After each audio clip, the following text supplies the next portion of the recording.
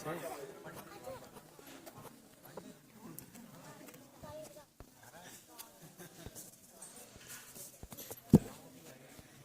का सभा पहनाकर स्वागत करें।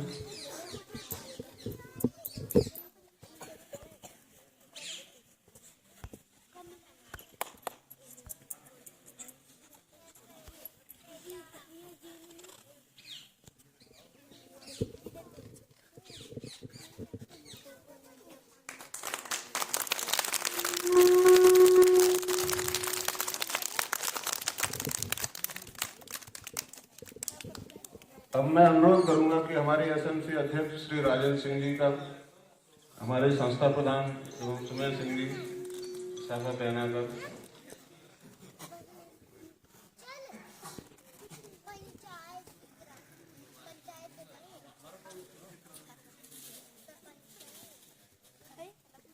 समय की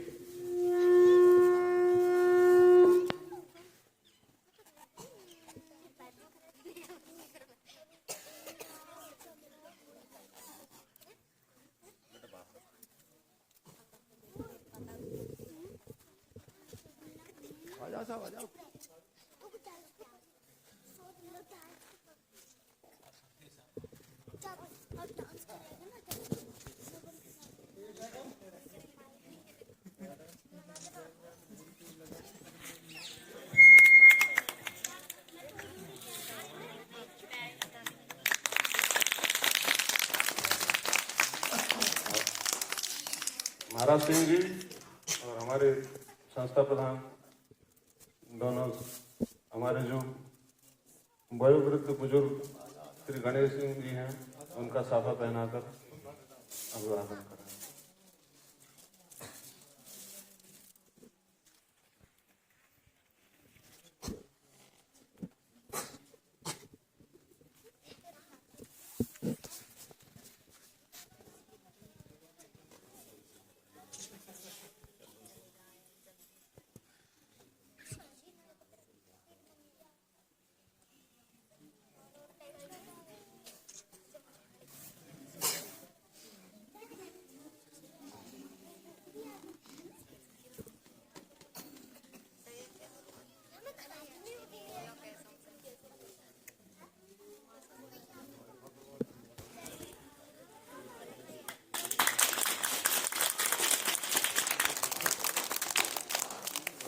हमारे वार्ड पंच श्री धीरज जी का साफा पहनाकर स्वागत करें। वार्ड पंच प्रतिनिधि, वार्ड पंच जनप्रतिनिधि नहीं, उनके प्रतिनिधि।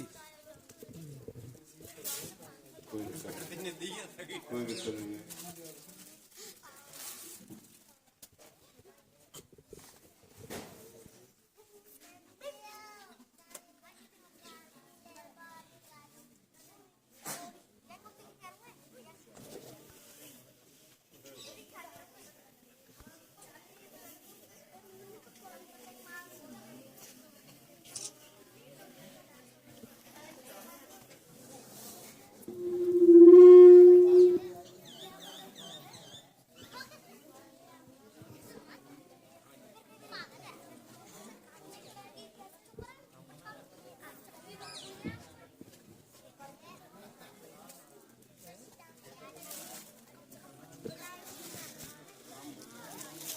हमारे पंचायत सचिव जी का साफा पहनाकर स्वागत करें महाराज सिंह जी एवं हमारे संस्था प्रधान रमेश जी।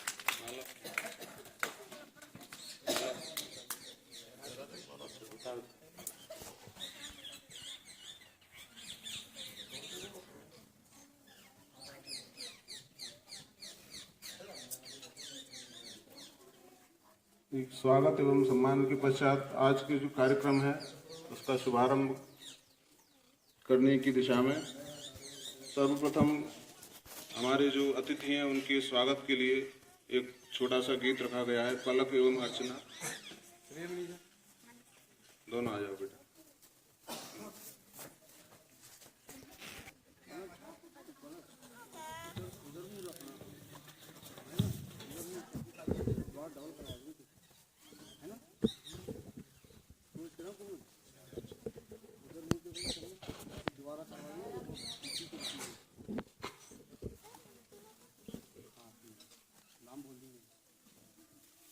स्वागत है, स्वागत है, स्वागत है, स्वागत है।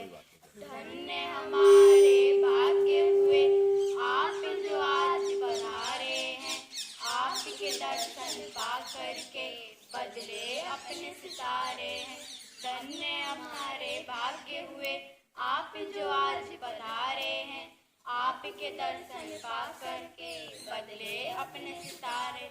अपने इस प्रांगण में स्वागत है, स्वागत है, स्वागत है, स्वागत है।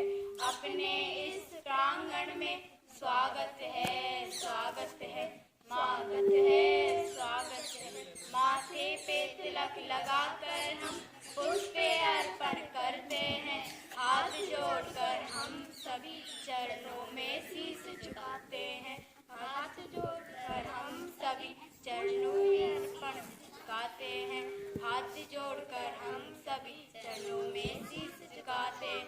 अभिनंदन बंदन है, आप सभी का बंदन है। अभिनंदन बंदन है, आप सभी का बंदन है। स्वागत है, स्वागत है, स्वागत है, स्वागत है।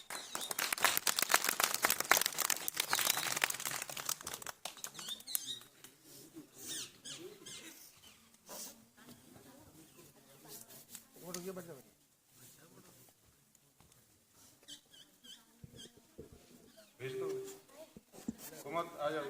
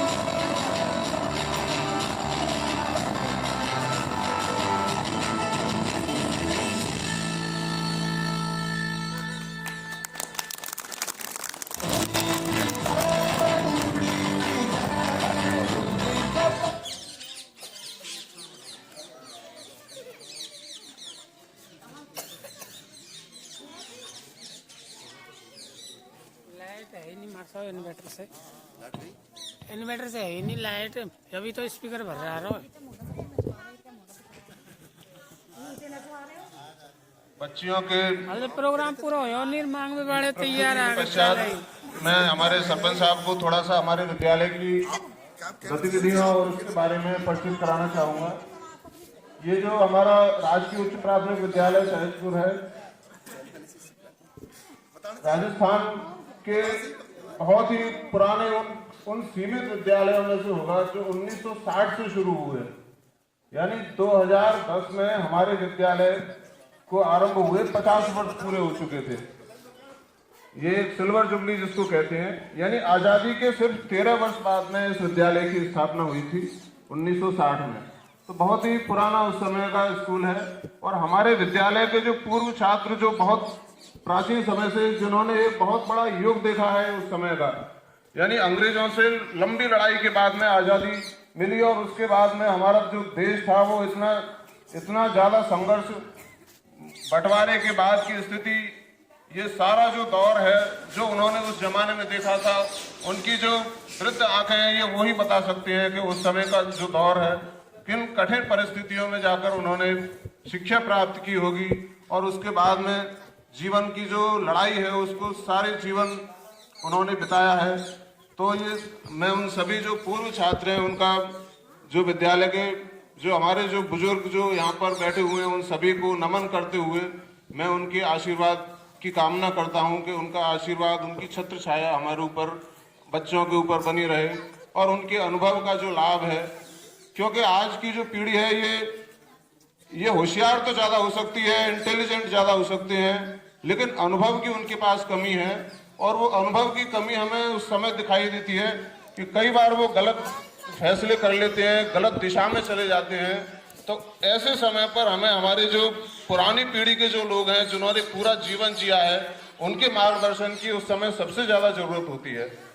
तो मेरा आप सभी से ये आग्रह है कि हमारे जो बुजुर्ग हैं उनका लगातार आशीर्वाद प्राप्त करें, उनको किसी भी प्रकार से ऐसा महसूस ना हो कि हमारी उपेक्षा हो रही है, क्योंकि एक बहुत बड़ा युग उन्होंने देखा है जो हम कभी उन चीज़ों को महसूस नहीं कर सकते। और आज की जो पीढ़ी है, जितना कठिन समय उन्होंने अभावों में जीवन निकाला, हम लोग उस चीज़ की कल्पना भी नहीं कर सकते। ना तो सड़कें, ना कोई रास्ते, ना कोई ये, अब हम इंटरनेट और टेक्नोलॉजी के ज़माने में जी रहे हैं, लेकिन ये वो ज़माना था जब अखबार भी कहीं मुश्किल से नहीं मिलता था।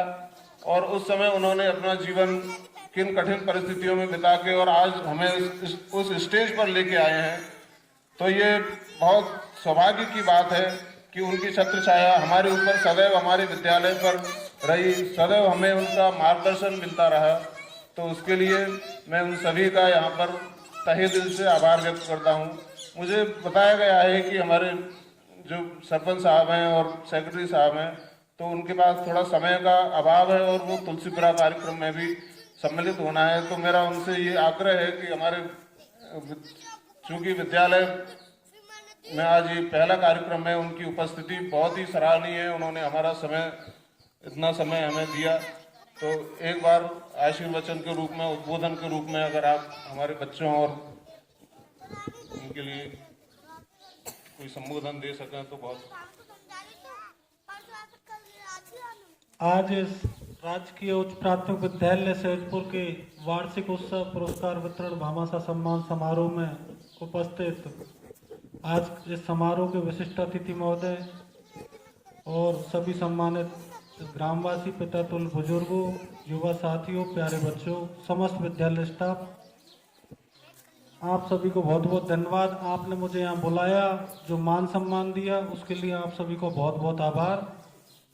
मैं तो विद्यालय परिवार, ग्रामवासियों, आप सभी से यही कहना चाहूँगा कि आज शिक्षा के बिना जीवन में कुछ नहीं है।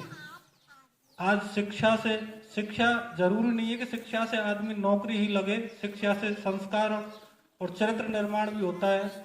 शिक्षा कभी भी व्यर्थ नहीं जाती। मैं तो विद्यालय स्टाफ और सभी अभिभावकों से यही कहूँगा कि अपने बच्चों की शिक्षा पर विशेष ध्यान दें और इनके उज्जवल भविष्य की कामना करता हूँ कि ये यहाँ से निकल के परिवार, गांव, प्रदेश और देश का नाम रोशन करें। शिक्षा के साथ साथ खेलकूद में भी रुचि रखनी चाहिए, क्योंकि खेलकूदों में भी काफ़ी नाम रोशन किया है। यहाँ से ग्रामीण क्षेत्र से जो प्रतिभाएं निकलती हैं वो देश और प्रदेश में अपना नाम रोशन कर रही हैं।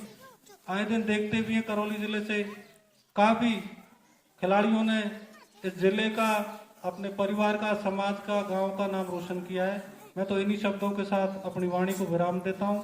आपने यहाँ बुलाया, मान सम्मान दिया, उसके लिए पुनः बार बार बहुत बहुत आभार, धन्यवाद। राम राम सर। धन्यवाद सरपंच साहब। देखिए, एक शिक्षक का जो काम है, ये देश, समाज, परिवार और यहाँ तक कि पूरी मानव जाति के लिए बड़ा महत्वपूर्ण काम है। जो इंजीनियर्स हैं वो मशीनें बना देते हैं, जो वैज्ञानिक हैं वो नए नए आविष्कार करके हमारे जीवन को सुगम बना देते हैं, जीवन को आसान बना देते हैं। लेकिन किस चीज को किस ढंग से उपयोग में लेना है, इस चीज को बताने वाला यदि कोई है तो वो शिक्षक होता है। यदि एक अच्छा डॉक्टर यदि उसके एक सबसे बड़ी जो जरूरत है वो ये है कि अच्छा इंसान बने आदमी, वो चाहे डॉक्टर हो, चाहे इंजीनियर हो, या प्रोफेसर हो, या हमारे जनप्रतिनिधि हो, या कोई भी हो। सबसे बड़ी जरूरत इस चीज की है कि हमारे समाज में जो नैतिक मूल्य है वो बरकरार रहें। हमारी जो महत्वाकांक्षाएं वो इतनी ज्यादा ना हो कि वो सभी पर भारी पड़ जाएं और फिर बाद में उनका जो दुष्परिणाम है वो सामने आ जाए। एक मशीन को बनाना आसान है, लेकिन उस मशीन का किस ढंग से उपयोग किया जाए, ये बात सीखना बहुत जरूरी है। यदि अच्छे इंसान होंगे तो वो सबसे पहले इंसान अच्छा होना जरूरी है, फिर वो अच्छा डॉक्टर हो सकता है, फिर वो अच्छा इंजीनियर हो सकता है, अच्छा टीचर, लेक्चरर या अच्छे जनप्रतिनिधि हो। तो ये बहुत बड़ी जिम्मेदारी है। वरना फिर हम लोगों ने ये भी देखा है, पिछला अगर इतिहास हम उठाकर देखें तो हमारा इतिहास युद्धों से भरा रहा है। अभी भी हमारे दुनिया में हम देखें तो जगह जगह, कई जगह हम इस बात को देख रहे हैं कि महत्वाकांक्षाओं के कारण इतना अधिक विनाश हो जाता है जिसकी हम कल्पना भी नहीं कर सकते। तो ये सबसे बड़ी जरूरत, और हम सौभाग्यशाली है कि हमारा जन्म एक ऐसे देश में हुआ है जहाँ के ऋषियों ने, महर्षियों ने, गुरुओं ने, हमारे यहाँ वसुधैव कुटुंबकम की जो भावना है, यानी पूरी पृथ्वी एक परिवार की तरह है, सभी मिलजुल कर, सभी एक दूसरे के साथ रहें, ये सबसे बड़ी चीज है। अन्यथा जो टकराव के जो रास्ते हैं, ये हमें इनसे कुछ नहीं मिलता। मेरा आप सभी से ये आग्रह है कि आपसी भाईचारा जो पीढ़ियों से जो हम लोग हमारे घर परिवारों में बनाते चले आ रहे हैं, हमारा जो देश है ये अलग अलग खान पान, धर्म, जाति, रीति रिवाज, संस्कारों का देश है, लेकिन सभी हम सब मिलजुल कर रहते हैं और सभी मिलकर इस देश का विकास करते हैं। सभी अपनी अपनी भूमिका, जिसका जो रोल है वो निभाता है। और हम पिछले लंबे समय से हम देख रहे हैं कि हमारा जो देश है ये कई मोर्चों पर बहुत आगे बढ़ चुका है। दुनिया, चाहे वो सैन्य मोर्चा हो, चाहे वो आर्थिक स्थिति हो, और जहाँ कट्टरवाद, जहाँ विद्वेषता, ये चीजें जहाँ जन्म लेती है, तो हम ये भी देखते हैं कि उन देशों का क्या हाल हुआ। हमारे पड़ोसी पाकिस्तान में आप लोग देख रहे होंगे 150-200 रुपये 1 किलो आटे की कीमत हो गई है। उसके पीछे का जो कारण है वो सिर्फ यही है कि वो जो देश है वो कट्टरवाद के रास्ते पर चला। उन्होंने सिर्फ एक ही हिसाब बनाया कि दूसरे देशों को परेशान करना है। नतीजा ये हुआ कि उन्होंने हमारे रास्ते में कांटे बोए, पड़ोसियों को कांटे बोते चले गए, और आज उनकी दुर्दशा किसी से छुपी नहीं है। साथियों, सबसे मूल मंत्र यही है कि हम आपसी भाईचारा, आपसी सद्भाव, एक दूसरे के दुख सुख में काम आए, और जिसकी जो भूमिका है मेहनत और ईमानदारी के साथ आगे बढ़े। बाकी तो जो जहाँ तक भौतिक संसाधनों की, भौतिक संपत्ति का जो मामला है, तो उसमें आपको आश्चर्य होगा ये जानकर कि हर साल एक हैप्पीनेस इंडेक्स आता है, यानी दुनिया में 210 देश हैं, तो कौन से देश के नागरिक कितने खुशी हैं, उनकी एक रैंकिंग होती है पहले दूसरे नंबर पे। तो आपको ये जान के ताज्जुब होगा कि जो बहुत धनी देश हैं वो उस खुशी के पैमाने पर बहुत पीछे रहते हैं। यानी खुशी का जो पैमाना है वो सिर्फ आर्थिक स्थिति नहीं है। जैसे हाथ की 5 उंगलियां होती है, तो आर्थिक पक्ष केवल एक उंगली को प्रदर्शित करता है बस, लेकिन उसके अलावा हमारा जो शारीरिक मामला है, सबसे पहला सुख निरोगी काया कहते हैं अपन। कोरोना काल में सारी दुनिया ने ये देख लिया कि आपका बैंकों में रखा हुआ पैसा और आलमारी में रखा हुआ पैसा किसी काम का नहीं है यदि आपका शरीर स्वस्थ नहीं है। सबसे मूल मंत्र ये है कि हमारा शरीर स्वस्थ रहे, और शरीर स्वस्थ रखने के लिए हमारा मन स्वस्थ होना जरूरी है। हम हंसते रहें, हंसाते रहें, ज्यादा चीजों को बहुत ज्यादा गंभीरता से ना लें, छोटी छोटी चीजों पर तनाव ना लें।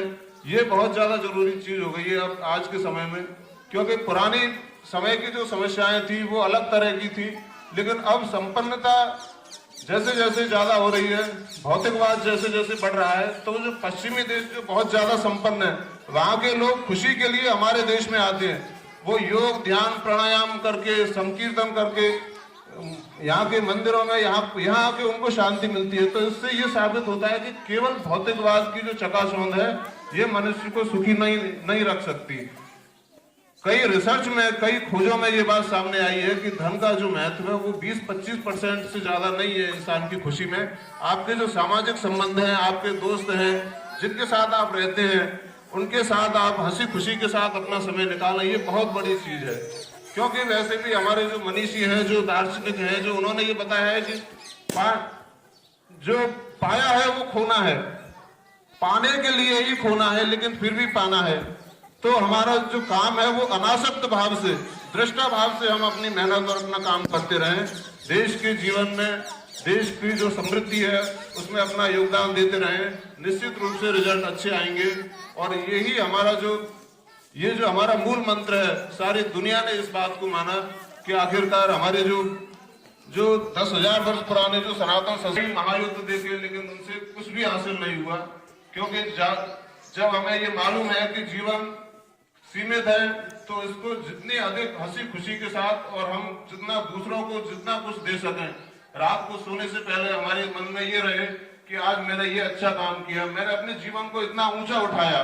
प्रतिदिन अपना आकलन करें और आप खुद ये महसूस करेंगे कि जीवन में बदलाव आता चला जा रहा है। हमारी जो आगे की पीढ़ी है, ये भी ये हमारे केवल कहने से हमारी बात नहीं मानेगी। अगर हम खुद गुटखा खा रहे हैं, खुद जर्दा खा रहे हैं, और फिर अपने बच्चों से कह रहे हैं कि बेटा ये बुरी चीज है, लेकिन बच्चा जब ये देख रहा है कि मेरे बाबा, मेरे चाचा, मेरे पिताजी इस चीज का ये कर रहे हैं उपयोग, तो कहने का असर नहीं होगा उस चीज का। किसी भी तरह के नशे से आप अपने आप को दूर रखें। ये बहुत जरूरी चीज है, जिससे आगे की पीढ़ी हमारी सही रास्ते पर चले। हमें अपने आचरण में परिवर्तन लाना होगा, और उसके बाद में आप देखोगे कि हमारे जो बच्चे हैं, ये चाहे किसी भी क्षेत्र में हो, ये अच्छे नागरिक बन के देश, समाज और परिवार की सेवा कर पाएंगे। तो ये बहुत बड़ी चीज है। ये आज के वार्षिक उत्सव का, आज के नए साल का यही संदेश है। अब इसी कार्यक्रम को आगे बढ़ाते हुए ये बच्चियों का एक गीत है, कृष्णा, सोनिका, मोनिका, काजल, आ जाओ बेटा।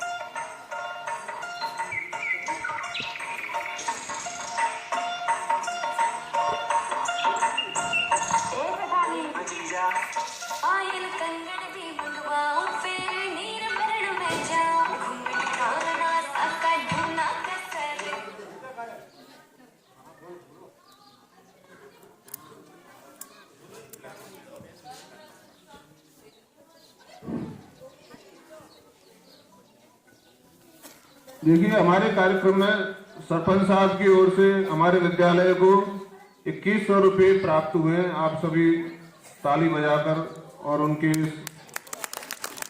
जो उत्साहवर्धन उन्होंने हमारा और बच्चों का किया है, उसके लिए हम हृदय से उनके आभारी हैं।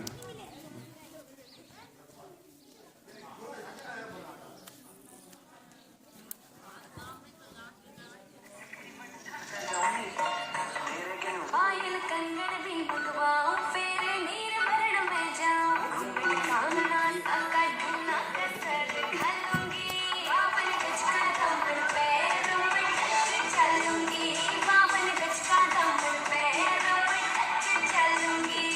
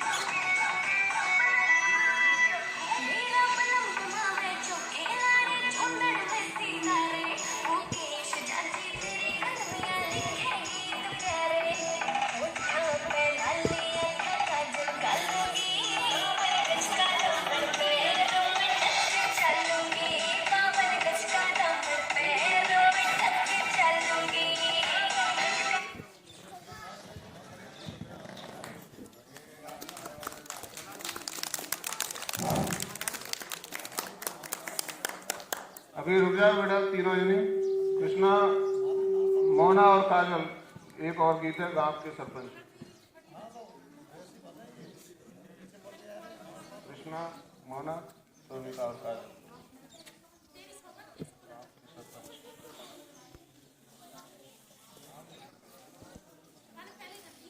चांद जैसा मुकड़ा लेके चलो ना बाजार। हुई है ना यार, मेरे तो पाँव दुखे हैं। अरे जब ये ओदक नीचे सीन ओदक नीचे है जा ना, ये ऑटोमेटिक जूम कर ले, जो मोड़ो ही मोड़ो आ जाए वो सेटिंग मेरा, जब ही तो बीमारी है।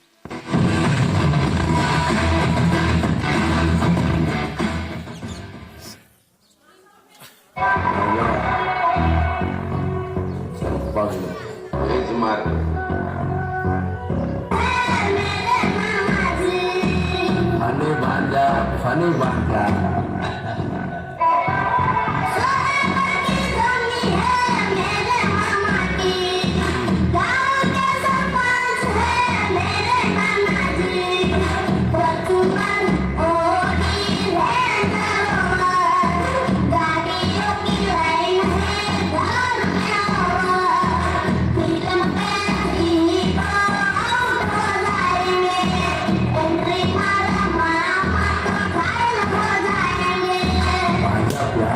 Feelings down.